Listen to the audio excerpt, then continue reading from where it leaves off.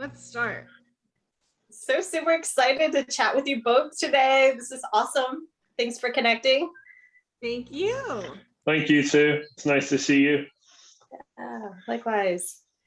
I got so excited this week knowing that I was going to talk with you guys, and I just had a burst of inspiration. So I'm so glad to chat. And I've really been excited, Craig, about your book and Melissa, your new deck. I mean, just lots of amazing things unfolding right now.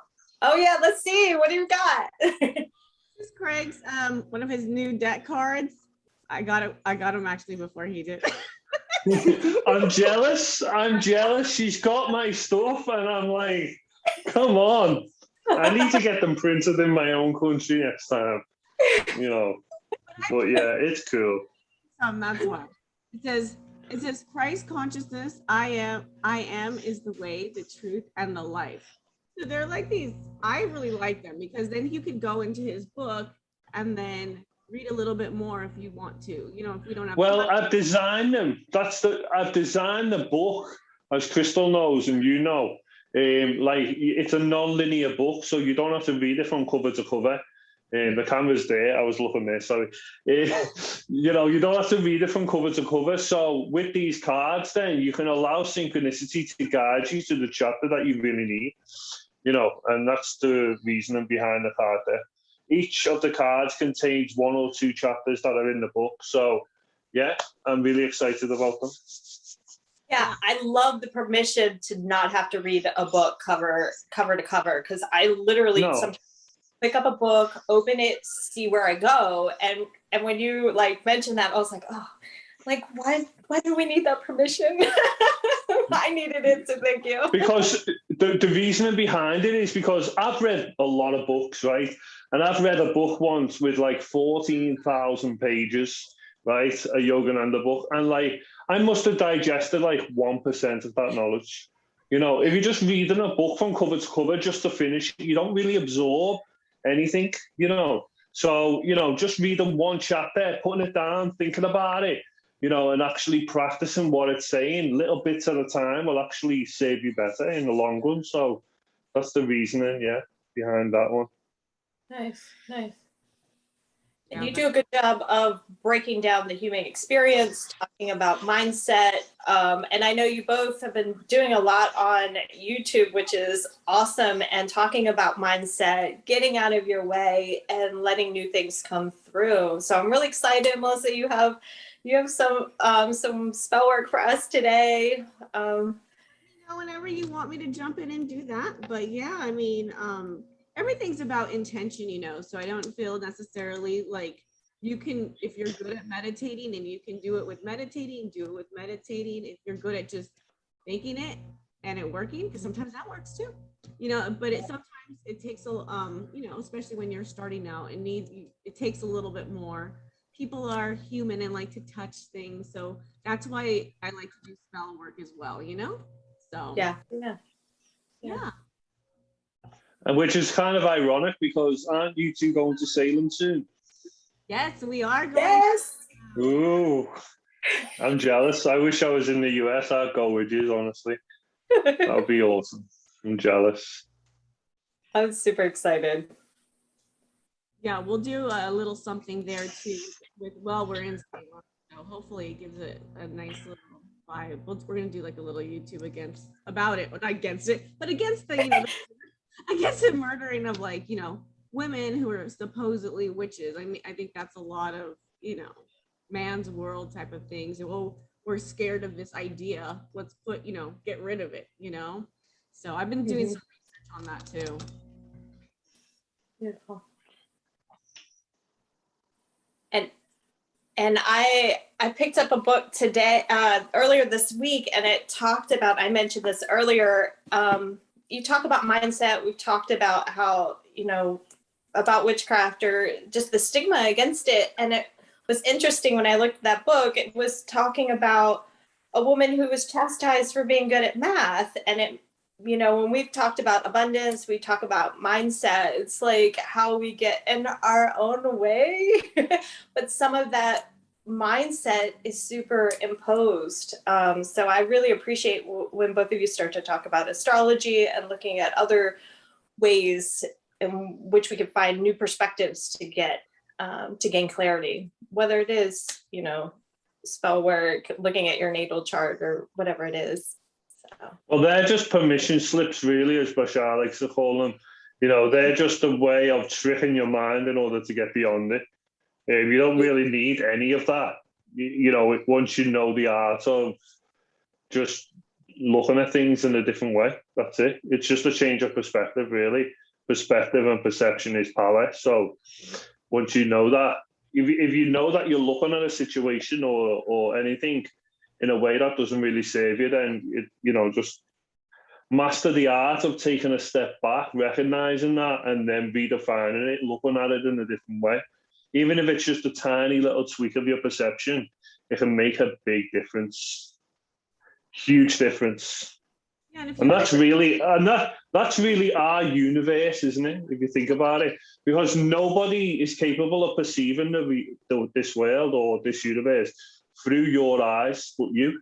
You know, that's your perception, that's your universe. So we need to guard our perception, and that's why I often say in the book as well that those limiting beliefs are hijacking our perception quite literally, because we're unaware that they're even there, really, until we bring them into focus. Mm-hmm. Definitely. In my manifesting class, I remember when you set your intention, the next thing you do is you protect it. And how do you protect it, right? You don't let those people hijack your idea and say, oh, that's never going to happen. You're not good enough. Yeah. You know, that's the part where you protect what you're growing. If you think like a plant, you know, you have to always kind of like protect your plants that you're growing from bugs, or that's why I consider a lot of intention work just like a plant. It's like you're literally growing your creation around you. Well, John Paul. No, but it's like the intention's like sowing the seed, isn't it? Yeah. And then I think the belief in that intention and the insistence on it, eventually it sprouts and it begins to blossom. Because there's no point in just having a vision once and then dropping it.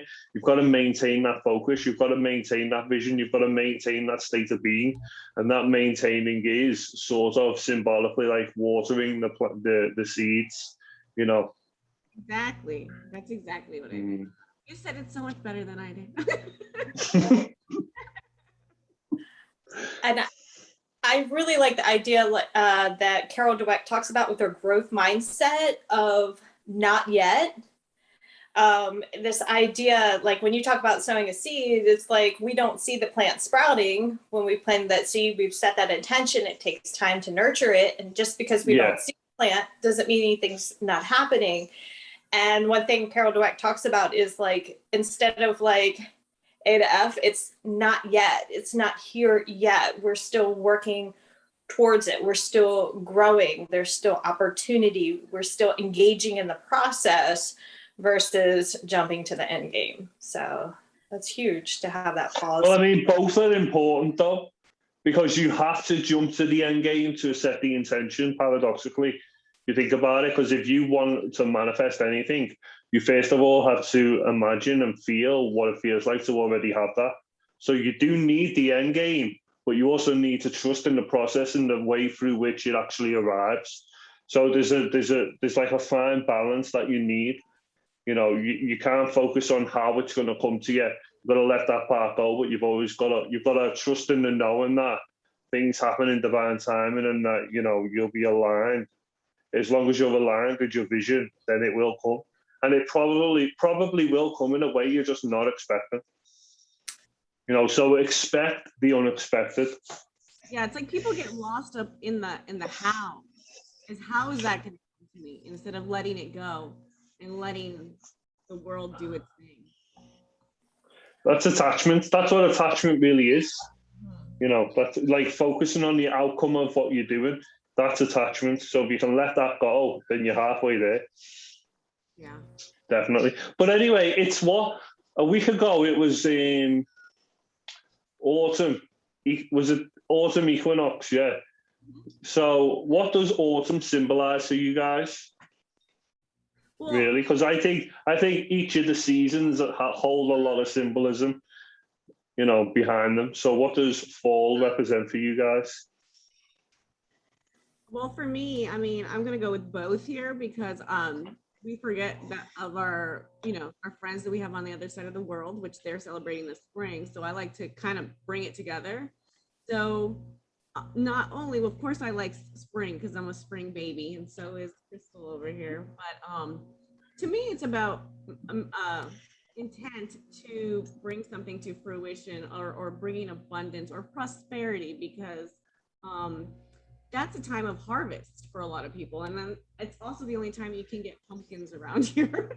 And I love pumpkins. Yeah, same here.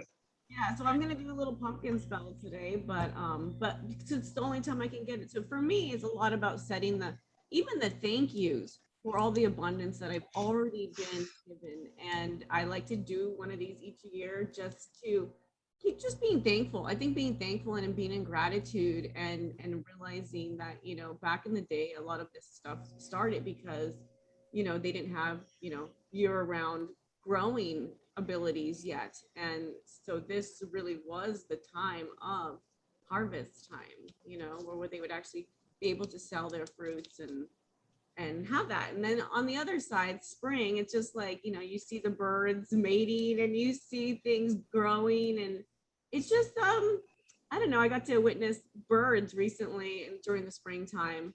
I actually have a nest in the back of my house over here. And so I thought it was adorable to see the spring, everything come anew, seeing the waterfall. I have a kind of a river behind me. So seeing that water, going down, flushing through, bringing up grass. And it's just, it's more of like celebration of like this life. Go ahead, Crystal. I was just thinking, where I'm at, we have the seasons, and I know when it's time for spring, I get so excited because it's like you watch the trees change. And to me, I call it the spring green, where you can just see these hints of green, and it's a different color green that what happens, later in the spring season or in the summer. And it's just this bit of excitement. Whereas for me, the fall is like this time of letting go and turning in. And it's like, okay, there's a different type of excitement or a different kind of calling that kind of rolls inward, versus the spring to me feels like this, like budding, like, yay, let's go. Like, yes, like something's like really shining externally. And it happens after that internal reflection, after that time where it feels like there's like stillness and darkness. And it's through that something blossoms and unfolds. So, yeah.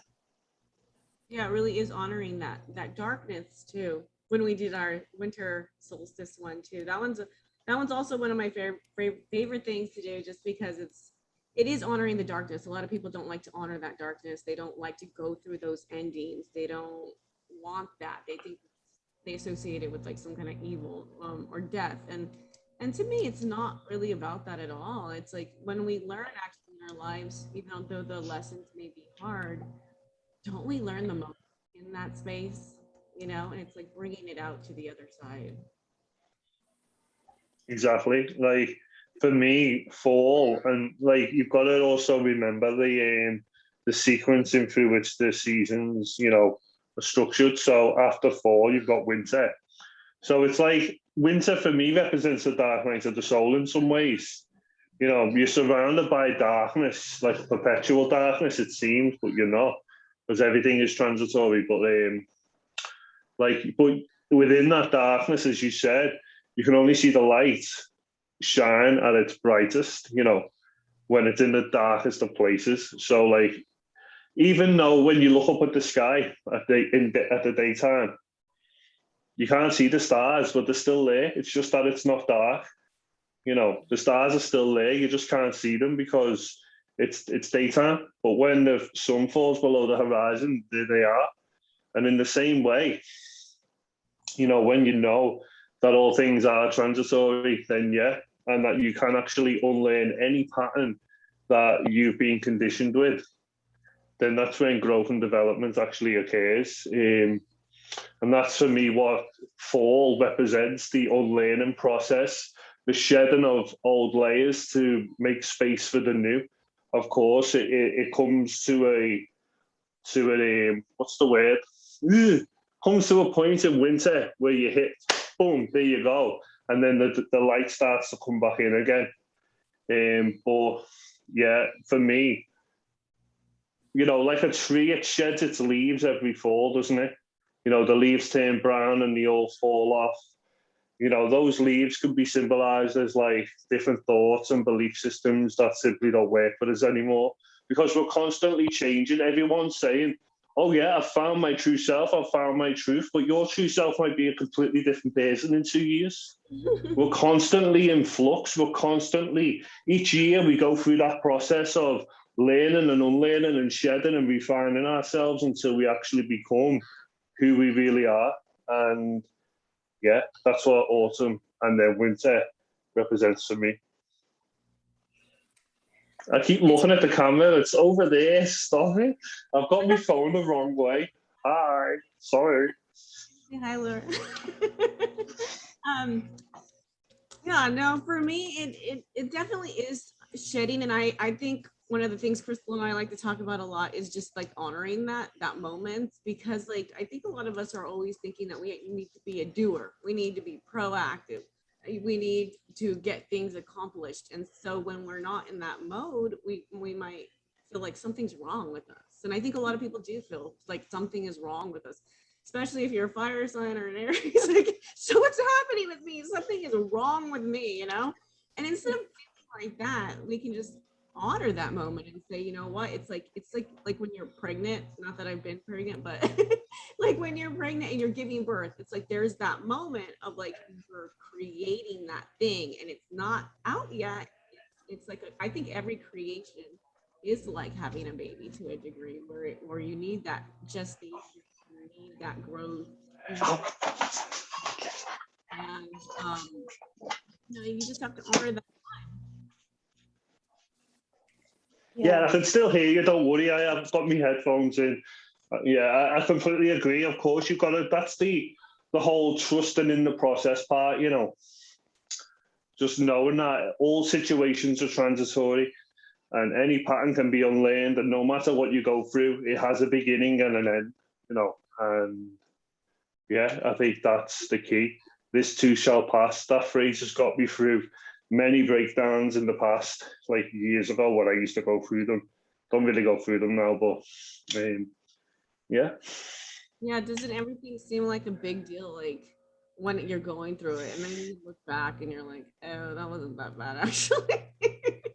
That wasn't the because when we've got hindsight and we're looking back, we see the big picture, but usually we don't see it when we're in the midst of it, when it's actually happening.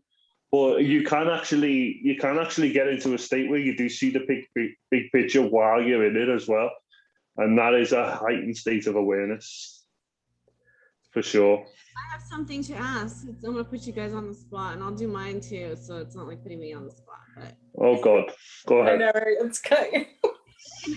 It's an honesty question. It's how much a percentage would you say that you are actually conscious in this world without being unconscious and reacting? I'm getting better at that. I'm not reacting, not allowing stress to get to me. But of course, you're going to be yanked back into that human drama at some point, sometimes. So it's hard to make especially since it's Mercury retrograde.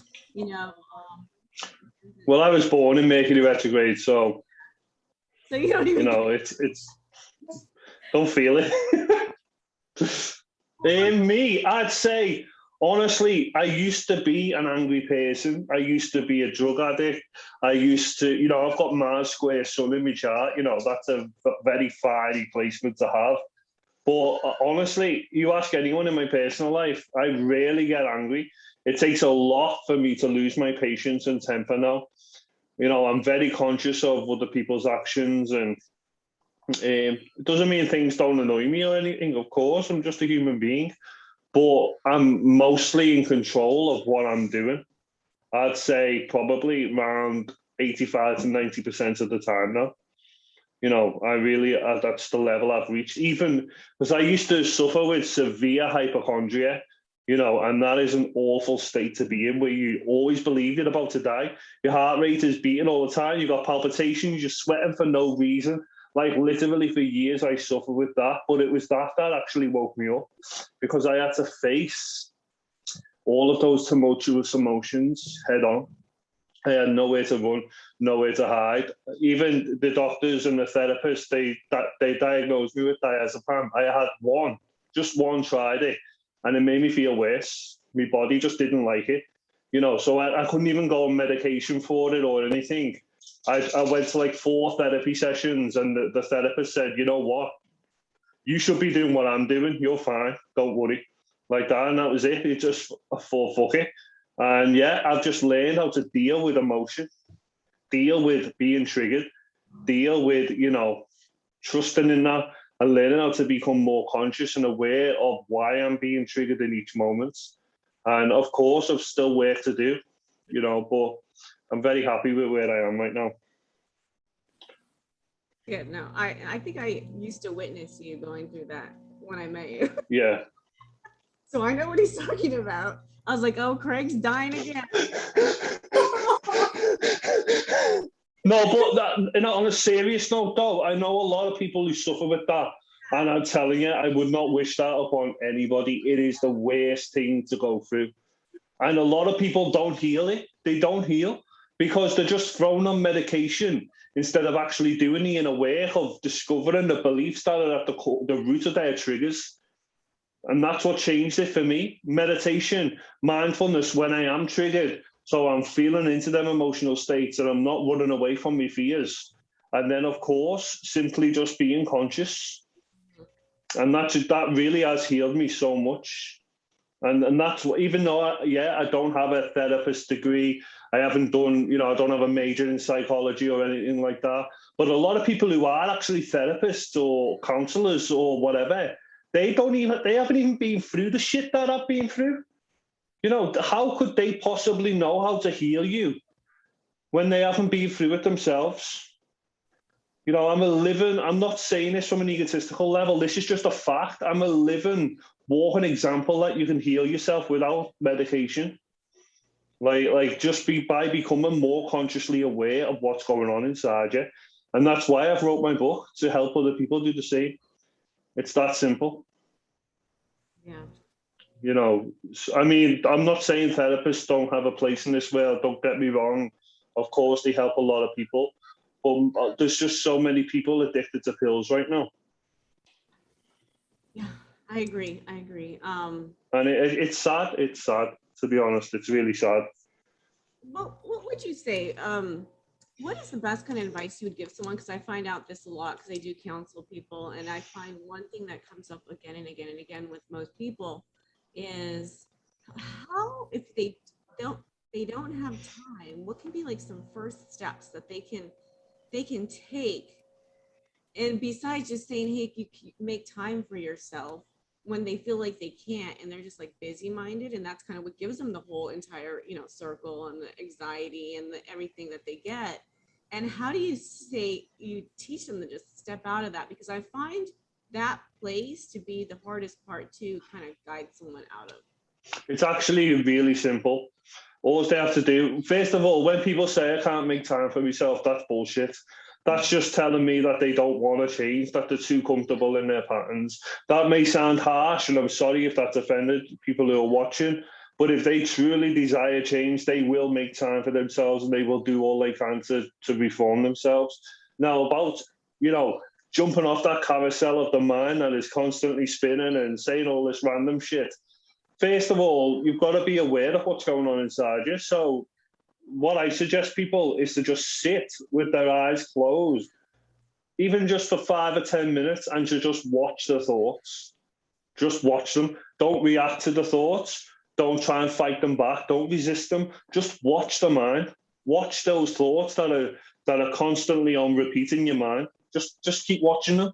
And eventually you'll develop a degree of awareness where you split yourself from the thinker. This is Eckhart Tolle 101. Yeah. But you know, you separate yourself a little from the thinker, and you realize that you're not actually the thoughts. You're the one who's watching them. And then from that space, you begin to realize that most of your thoughts are just bullshit. Literally, it's nothing but a reflection of the, you know, the illusory past. It's just the illusions of the past, because Joe Dispenza says this. He says the brain, the human brain, is a relic of the past.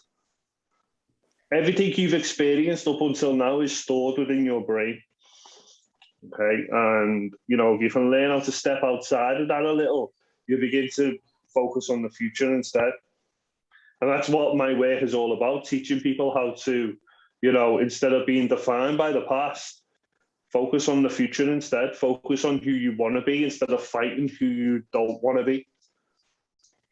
Because a lot of people, when they're manifesting as well, do that. They tend to fight. They say, no, I don't want this reality. I don't want that reality. They put so much energy into resisting, you know, what they don't prefer, instead of putting all of their energy on what they do prefer. And that's where a lot of people come short and get in their own way. Sorry, I went on a bit of a tangent there. But yeah, I would suggest just sitting and watching thoughts, becoming familiar with those patterns and recognizing where they come from. Because once you recognize them and you can see through them, then they won't trigger you anymore. I definitely think there's something to watching the way your brain operates, because I think some of it, especially when you're talking about manifesting and making change, or even coping from things from the past, I noticed my own brain is like, it creates a thought loop, and it helped to cope. It helped me to survive in the past. Well, I can see now, okay, that same strategy doesn't work today, so I have to break that mold. So it's almost like the brain, the thinking mind, creates this layer of resistance, of protection, but it has this purpose, right? And so like, we could in some way set the frequency or set the thought process to something new.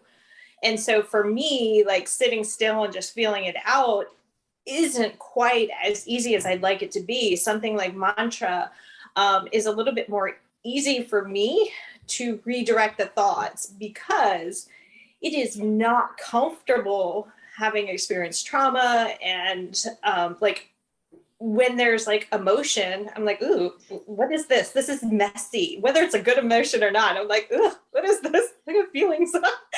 And then there's the other part of like sitting still with sensation. Even having taught yoga for years of practice, it's like, that can be a very frightening place, good or bad spectrum. It can. I respect what you're saying, and trust me, I've been through seizures where I've been, my body shook in places I didn't know exist. That's how bad I was shaking, right? It is tumultuous and traumatic. And especially when you're new to the path and you don't know what the fuck is going on, it's, you know, you're like, whoa, am I going to die? Because your fight or flight response kicks off and you're like, this is it, I'm going to die. But really all that's dying is your attachment to the old self. You know, like all emotions really are transitory in nature. They have a beginning and an end as well. All emotional states do. You're going to feel good one day, and then sooner or later something will happen. You're going to feel like shit again. It's just the way it is. But of course, you need to, you see, there is no other way out. Mantras are good tools, don't get me wrong. Like I sometimes even chant the Krishna one, the Om Namo Bhagavate Vasudeva, like that's my favorite mantra. But using mantras in of themselves to escape from those emotions will not help you, ultimately. Now, don't get me wrong, if you're not at a place in your process where you feel you can deal with them yet, that's fine also. That's okay. No one's saying you have to deal with everything that comes up in the moment.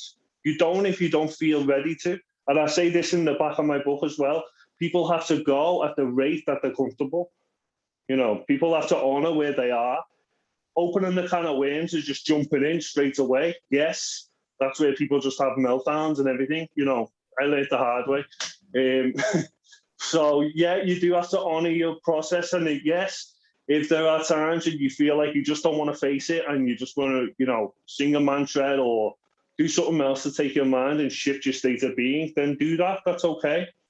But ultimately, the only way out is through. It's the only true. way out is through, you know, and that is it. If you want freedom, you'll do it. But yeah, you've got to respect where people are in their process, and I do. So I never ever tell people just to blatantly and bluntly say, you know, yeah, you've got to do it now, or no, you know, you've got to discern where they are actually at, you know, because sometimes opening the can of worms when you're not ready could make it even more traumatic for them, because what if they fucking have a panic attack or something? Then there's a new impression that they've got to dissolve. You've got to be very careful, definitely. Yeah, you've got to be very careful. But I still stand by what I say, and that the only way out is through. And this is what the whole autumn, fall thing is all about. Shedding those leaves, shedding those layers. You're not going to let them leaves go if you're, you know, suppressing emotion. And a lot of people on the path, you know, I'm not judging at all. People can do what the fuck they want, but a lot of people just resort to smoking weed, saying that, oh yeah, it's a spiritual herb. You know, it takes me to higher planes, blah, blah, blah. Used correctly and ceremoniously, it does do that. But nothing against the plant in of itself. But people who just smoke pot all day, every day, no, you're obviously using it as a crutch. And I've been with people who do that all the time. And they claim to be woke and hashtag woke, hashtag spiritual, whatever, hashtag unicorn. Yeah. I'm sorry, I'm just being real. You know, like it or hate it. Okay, well, no. Sorry, Crystal, go ahead. I think you were in the middle of a thought process there. It's all good. I'm sorry. Please don't apologize. I appreciate the input. I just think there is a way to engage. And the way to engage, if I had to sum up what you're saying, Greg, is relative to where you're at, what you need. And, you know, there's so many ways to engage with your experience and in the process. And I agree, like, are you going to engage or are you going to run? And sometimes I get completely frustrated with myself because I'm like, I thought I dealt with that. I thought I had kind of processed through, and then you're like, oh, something else popped up. And here I go running from my emotions, running from myself, and wanting to go back into that box of fear rather than engaging with life, myself, with a frequency of love and compassion. And it's like that kind of like teetering between being present, whether you're looking at the thought processes, whether you're feeling into the emotional body, whether you're aware of how you're connecting or not. It's like, how are you going to engage? You're going to engage with a fear mindset and being afraid? Are you going to find some level of love for the experience that you're having and with yourself? And it goes back to the card that you pulled, that Christ consciousness is finding that place. Well, here's the paradox to what you've just said, though. Running, like I said, it's okay to run. And you also must have love and compassion with yourself if you actually do choose to run. You know, you've got to trust that, okay, I'm not quite ready for this, and that's fine. That's really okay as well. It's okay to want to run. It's okay to just want to say, you know what, fuck it. I'm going to just binge watch and watch 10 episodes of The Simpsons or whatever, just to distract yourself at times. It's okay if that's where you are at. That's fine. That's fine. Nothing against it, honestly. I've done it myself, so I can't really say anything, you know, about anyone who does it, who does the same. Everyone has their own way of processing information and emotions, definitely. So, you know, you've got to honor your process. Yeah, and I'm one of those people who just go, okay, I see it. But like Crystal said, sometimes you think you dealt with it. You think it's over. And you're like, okay, that, you know, I'm clear there. And then something comes back and triggers that same thing. And you're like, oh, I have more work to do there. So one of the things I do is I just that's all I'll do for like a month or two, is I'll just totally dig into that space and figure out as many ways possible to look at that. I'm really into embracing the shadow side of being, you know. Think of it though, instead of like I dealt with this belief or I dealt with that, think of each state as a different version of yourself. Quite literally, every single different state of being. So whether it's anger, depression, sadness, guilt, joy, compassion, whatever, each state you experience in a different version of yourself. So when you jump back and relapse into an old pattern, you're shifting back to that old state. That's all you're doing. You're recrystallizing that one. So like there's so many different Melissas.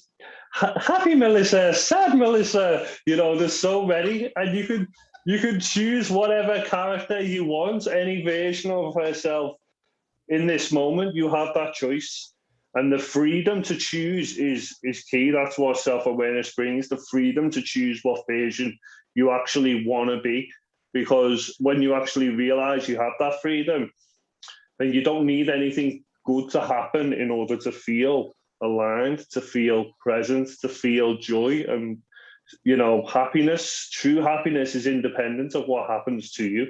And there's a reason why happiness and happens, you know, etymologically are similar words, because you know, you don't really need a reason to be happy. If you just want to feel happiness and feel aligned, that's your birthright. Do it. Just do it. And that's interesting. You said that. Like the other card I pulled today, this one is from my deck right here. It says, the birth of humanity connects you with your birthright to expect the best from life. Can you? And what was the other one? What was the other card that you pulled? Crystals was smile from the inside out. Yeah. Smile. Smile. But I like that because again, you're looking for, you know, you're not looking for the outer to make you happy, you know. And exactly. That's exactly why I told you to show that card. Yeah. It's the same message. Mm. Yeah. So, okay. So should I do my little pumpkin thing? Or? Yes. I think whether you're looking at cards or your pumpkin thing, I think it's so awesome because it externalizes things and like allows you to see from a new vantage point through the process. So thank you. And then yeah, I mean, that's what tools are for, and it's fun. We're here to engage in this, you know, in this reality and to have fun with it. So, you know, I'm all for all of that fun stuff, really. And Crystal's gonna lead us out with the meditation after this. Let me see if I can make my camera go a little down so you can see what I'm doing. This might turn into a what was that? What's that called that we were talking about? Getting a podcast. And so I'm just gonna describe what I'm doing out loud just in case it does end up being like somewhat of a podcast. So I always write a note and you guys can share your intentions too. Mine starts out with just like a thank you, you know, thank you for my abundance that I've already had. Thank you for helping me build my self-esteem enough to raise myself up to making more, having more abundance and doing all that. And then just asking for it to continue and help me stay aligned with prosperity and that type of thing. So, so what I do every time I love pumpkins. It's the only time of year, at least in California, that we're able to get them. I don't know if other people can get them in other places. But so what you're calling in is the sweetness of life, right? You want the sweetness of the abundance. So we use honey. And this is actually my godfather taught me this one. So just putting a little bit of honey here. Molasses or like maple syrup again. Sweetness of life coming to you. I like that too with the strength of a tree. Yeah. And you can, you know, I really tell a lot of people don't get overly worked up with doing everything perfect with these because you kind of will block what you're creating. So just, you know, have fun with it. I think putting time and energy into something like this is helping your mind concentrate on and focusing on it, right? So I use this little pumpkin spice. Most people use cinnamon, but this one just has like, you know, basically like what's in a Thanksgiving pie. So it's kind of like the nutmeg, the cinnamon, the clove. I'll just put a little more cinnamon here. And that's just kind of like spicy. I'm going to put 5 pennies. So 5 is the number. I don't know if you guys study numerology, but it's for change, right? So I'm going to put 5 for change. And I'm going to add this. I never used this before, but I'm going to put crystal quartz in to amplify it all. And I'm just going to just roll my note up and stick it in there, cover it back up, and put it there. And in 5 days, I will take it to the river and or any kind of water source, because you're taking it to a nature source, right? To get in, to me, I really love the idea of getting connected into nature. That's one of my favorite reasons to even do any kind of spell work, is like you're working with the moon, you're working with the sun, you're working with the ocean, like you're working with living elements on the planet, you know, or not on the planet. Nice. Thank you for that. Yeah, in America, I know pumpkin pie is really big. In England, not so big. We don't really have pumpkin pie here at all. Really? I don't really know anyone who eats pumpkins here. We only really use them for Halloween. Oh yeah, because so Thanksgiving, isn't it? That's why. yeah, we don't have it. So Like Thanksgiving either. I'm really anti, but I do like the pumpkin pie. So I do want to try pumpkin pie, and that rhymes. So that means something.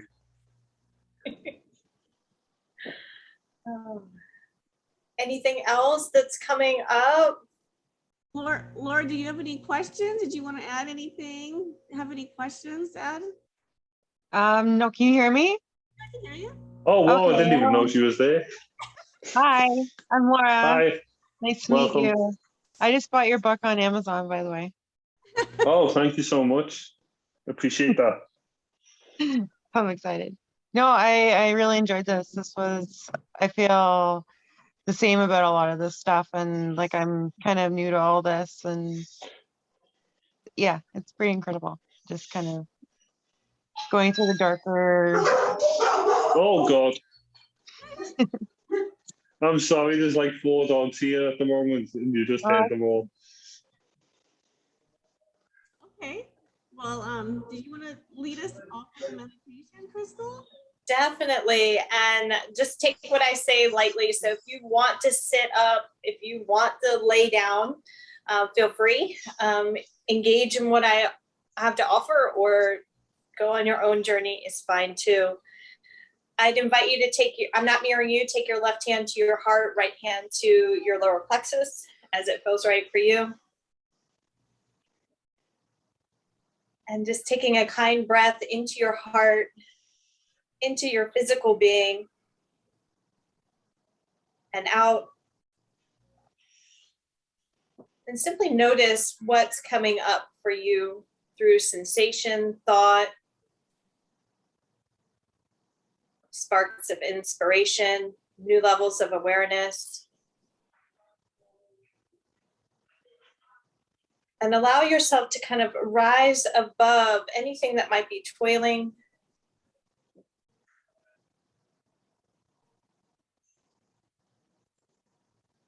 And perhaps it's time to let something release, to allow something new to be reborn. And so what does that look like or feel like to you, whether it's shedding layers or whether it's allowing something to seep out from the bottoms of your feet, whether it's something moving from your breath,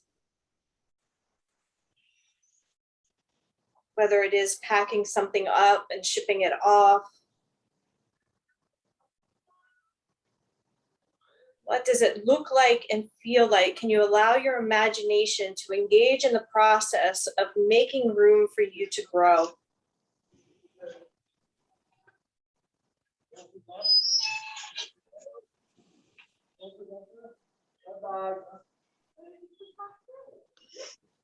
And allowing yourself to continue to invest your energy and engage in a way that serves your well-being. And so coming home to you, asking, what do you need for you? Regardless of external circumstances, previous experiences, what does right here, right now provide for you? What opportunity for growth, new level of awareness? And allow yourself to unpack the layers of resistance. Allow yourself to see how that shows up for you. Kindly. And now allow yourself to sit on your throne of heightened awareness. Now that you've kind of shifted and made some room, move through any resistance. So where are you on your throne? As the emperor, empress, the human of your own planet, the master of your own energy.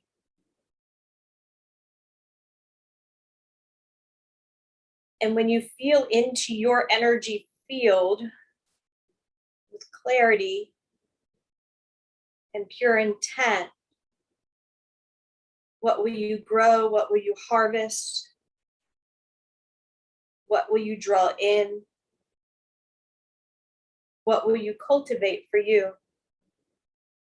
For the greater good of all beings here that you are divinely connected to.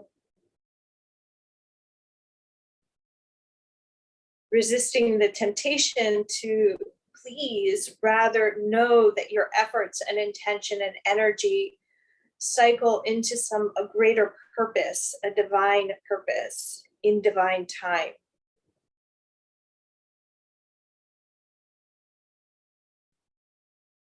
And for these next few breaths, breathing in the possibilities, wholeheartedly coming home and receiving blessings and honoring the light that you are right here, right now.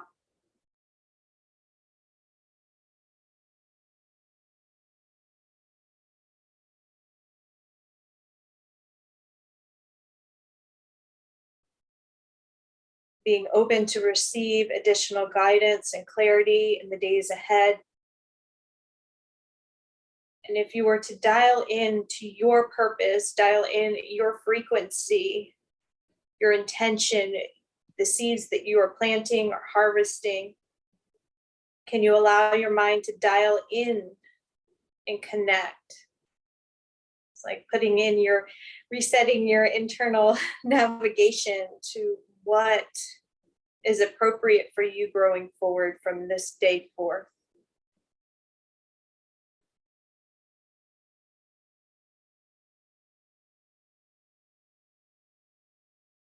Taking 5 conscious breaths here.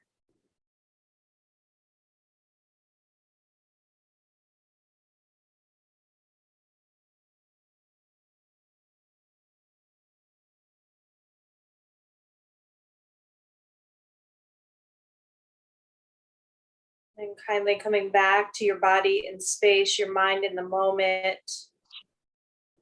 back to community.